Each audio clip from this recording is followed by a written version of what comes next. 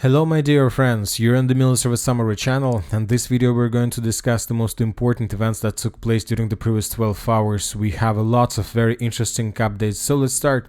And first we're going to continue the discussion about the Russian massive missile attack that been taking place since the 26th of November of 2024. Today different military experts provided us additional updates and information we have, and according to information we have, the Russians were attacking the energy facilities. We all know about this, but the thing is that the most important detail that most likely since the beginning of the special military operation, the Russians carried out massive missile strike on Ukrainian 750 kilowatt substations in Ukraine. That was the significant damage the Russians managed to deal, and there are still problems with electricity and energy supply of different regions. And I'll remind you that this type of substations are very important for Ukrainian nuclear power plants, and if the Russians are able to destroy these 750 substations, then most likely the Ukrainians will be forced to shut down nuclear power plants, and the entire and total blackout will come.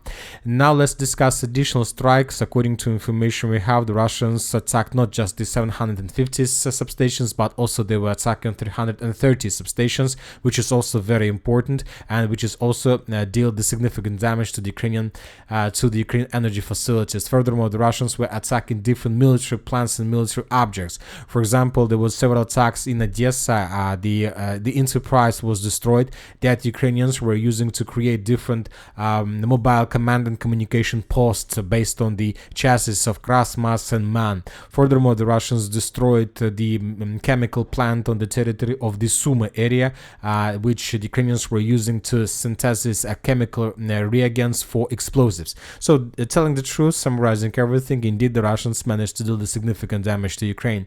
But now we start receiving a lot of updates about the conversations between Ukraine and NATO. And according to information we have, President Zelensky announced that he discussed potential responses to Russia's testing of new ballistic missiles with NATO Secretary General Mark Rutte. It's very difficult to understand what exactly they can do, but some sources are saying, more precisely, the Russian intelligence reported that Ukrainians are planning to send, not Ukrainians, but NATO and NATO countries, Western countries, are planning to send 100,000 soldiers of mainly there's going to be soldiers from the United Kingdom, probably France, but as I understand, not from the USA. At the same time, when we start receiving updates about possible entering of the territory of Ukraine with the NATO forces, not NATO forces, but the force of Western countries, we start receiving updates from Russia about the missile of Oreshnik. For example, today, the different Ukrainian sources reported that the Russian Federation may strike a new blow with the Oreshnik on Ukraine on November 30th. But this time, the Russians are going to attack some object on the territory of Ukraine with a combat charge. And later, Vladimir Putin himself gave us details about the combat charge of Oreshnik. He stated that President Vladimir Putin revealed new details about the operation of Russian Oreshnik missile. The missile's warhead reaches a temperature of 4,000 degrees Celsius, making it highly destructive. Anything in the blast zone is broken down into the elementary particles, essentially turning into a dust. The Oreshnik can target even well-protected, deeply buried structures, making it effective against fortified sites. Furthermore, today we got one of the most important, that during some interview, one of the journalists asked Putin, can we strike Zelensky, and Putin stated that everything is possible. I'm not saying anything, but if NATO decides to enter the territory of Ukraine under the signature of Zelensky, under his permission, then everything might happen. Now let's go to the southern part of Ukraine and Russia. Today we got report that Ukrainians launched massive drone strike in the Rostov region, and as a result of attack, the Ukrainians managed to damage the oil refinery plant in the Rostov direction. And that's it. The Russians report they managed to bring down almost every single drone that Ukrainians were using. Now let's go to the line of combat contact. We have a lot of very interesting changes on the ground. And first let's talk about the village of Velika Novosilovka. Today the Russians published a lot of videos of how they were bombing and attacking the northern part. In this video, we can see the artillery strikes on the main logistic hub of Ukraine in the northern direction of the town. If Ukrainians want to bring additional forces, they need to use these roads, and the Russians establish complete fire control over this territory. Furthermore, we start receiving a lot of updates from the village of Razdolne, and today different sources, both pro-Russian and neutral, reported that as a result of clashes, the Russians managed to establish complete control over the village by the name of Razdolne. Currently, we don't know for sure whether the Razdolne was captured with the stronghold to the west of it. We don't know for sure, but obviously if not, then the next target for the Russians is to take this stronghold also under complete control. We're talking about this company stronghold to the west of Razdolne. Very interesting details we are receiving from the fields to the south of Rozlev, Constantinople and Ulakli. As you can see, we have changes on map, and these changes were confirmed by pro-Ukrainian mappers. And as you can see, first the Russians several days ago managed to take this territory under complete control. This is it on the 27th of November, and by the morning of the 29th of November, the Russians managed to expand their foothold to the south of these settlements, preparing themselves before possible offensive operation in the direction of Rozlev, Constantinople and Ulakli. This is very dangerous situation for the Ukrainians. Now let's talk about the Uspienovka stronghold. Today we got another video from the village of Ilinka. Despite the fact that a lot of sources have already reported that the Russians managed to establish complete control over the settlement like Ilinka, Yelizavetovka and many others, we still continue receiving updates about clashes on the territory of these villages, which confirms that most likely there are still Ukrainians. Maybe either they're encircled or they are not encircled, but anyway the clashes are still there on the territory of these settlements. But on the other side, we start receiving reports that the Russians have already entered the territory of Vesologa. It's very difficult to understand how exactly the Russians entered, most likely not through the village of Yelizavetovka. I believe that the Russians entered the village of Zelenyy from the south. They were attacking along the forest. If this information is correct, then there is no, let's say, even need to understand whether the Ukrainians control Yelizavetovka, Ilinka or not, because if the Russians enter the territory of Zelenyy from the south, most likely these two villages and Ukrainian forces on the territory of these villages were caught in cauldron. As for geolocations, we continue receiving different updates of how the Russians were FPV droning and attacking the Ukrainian units on the territory of the Uspienovka stronghold. Now let's move further. As for the town of Kurachovo, we still haven't received anything, just regular changes on the ground that were provided us by pro-Ukrainian mappers. And as you can see, there is very interesting adjustments that were provided us by pro-Ukrainians. They're showing that just several buildings in the central part under complete Russian control, and the territory between Russian control and, let's say, the eastern part of the central part of Kurachovo is considered as contested area. So very interesting situation. Let's wait and see what is going to be next.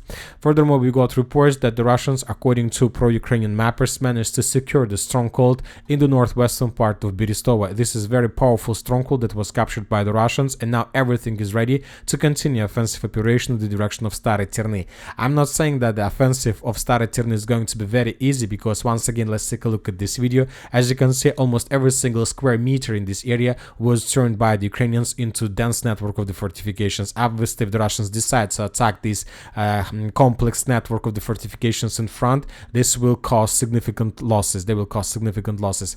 Now let's move further and let's talk about the Pokrovsk direction, because while the Russians were attacking the city, the town of Velika Novoselovka, Kurachovo, the Uspienovka stronghold, we haven't noted that the Russians continue approaching in the direction of Pokrovsk itself. The Russians are attacking this territory, trying to take the Ukrainian positions in pincers. The first roads of attack goes along the railways, another one from the village of Novogrodovka in the northwestern direction. During the previous 24 hours, the Russians managed to improve their positions. We have videos that were published by the Ukrainian sources that confirm Russian control over the farms of the southern part of Lysovka. So we see that the Russians are moving, and once again, the most important and the main task of the Russians in this area is to take under control the settlements like Novopushtinka, Novotroitska, Shevchenka, Novy Trud, Novoukrainka, Zelene, Dachinska, Lysovka, and Sukhiyar. If the Russians are able to reach this line, red line, and to force the Ukrainians to fall back, then this is going to be a very big problem for Ukraine, because the distance between edge Russian positions in the city of Pokrovsk is going to be minimal, and from this perspective the Russians can conduct several attempts to attack in the direction of Mirnograd, and of course the Russians will try to attack in the western directions towards the Dnipro region. As for attack in the direction of Dnipro region, we have very important changes on the ground in the vicinity of Pushkina. At least this was stated by pro-Ukrainian mappers. According to information we have, the Russians, as a result of offensive operation, managed to answer the village of Pushkina itself, and if the Russians are able to take this territory under control, this will open the Russian operational space to move further in the western direction with the purpose to take every single village in this pocket. This is very important strategical positions for strategical bridgehead that the Russians can use for further advancing in the direction of Dnipro River and the Dnipro region itself. Very critical situation, as you can see, for the Ukrainians. As for the Chasov Yar, Toretsk, Siversk directions, we haven't received anything special. Very interesting details are coming from the southern Kupinsk direction. The Ukrainians, the second day in a row, are counter-attacking the Russian forces. Today we got another video of how Ukrainians counter-attack the Russian positions, and most likely the Ukrainians managed to restore control over the territories lost in the late autumn. And this is not the first video. For example, this is the changes on map that took place on the 27th. So this is the map. That's how the map was looked like by the end of the 26th of November. Most of the territories were marked as contested area, but starting on the 27th of November, we start receiving updates of Ukrainian progress on the ground and several counterattacks that allowed them to restore control over the lost positions. So we don't know for sure what is happening, but I'll remind you that when talking about pro-Russian resources, the Russian sources are saying that the entire village of Tarskoye was secured by the 25th of November. So now the situation is very complicated.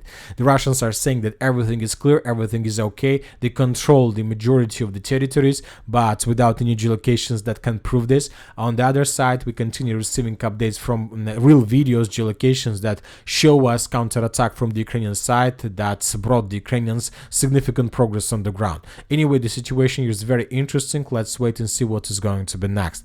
The Russians continue offensive operation along the river of Oskol. Telling the truth, not like continue, the Russians resume attempts to move further in the southern direction. Today, the Russians are saying that in the Boguslav direction, units of the 1st Tank Army are pushing the Ukrainian armed forces south of Kruglyakivka. Russian fighters managed to gain a foothold in the northern part of the settlements of Zagryzovo, taking control of up to 10 buildings. So the Russians resumed their attempts to attack in the direction of Boguslavka, and as you can see, the Russians are advancing. The Ukrainians can't show any resistance. And let's discuss the situation in the Sudzha direction. Today we start receiving reports that the Russian forces, as a result of fast lightning attack, managed to enter the village of Martinovka, and that there are very heavy clashes already on the territory of this settlement. At least that was stated by the group of forces north. As for the geolocations, we have the video published by the Russians, so how they were FPV droning the Ukrainians that were trying to retreat from the territory of the settlement. So very interesting situation. If this information is correct, then we see that the Russians continue the tightening process of the news around the Sudzha direction. And that's it for the short video. Military Summary channel reminds we condemn any violence in the world. Thank you for watching. Subscribe to my channel, put your likes to my Patreon, and have a good day. Bye bye.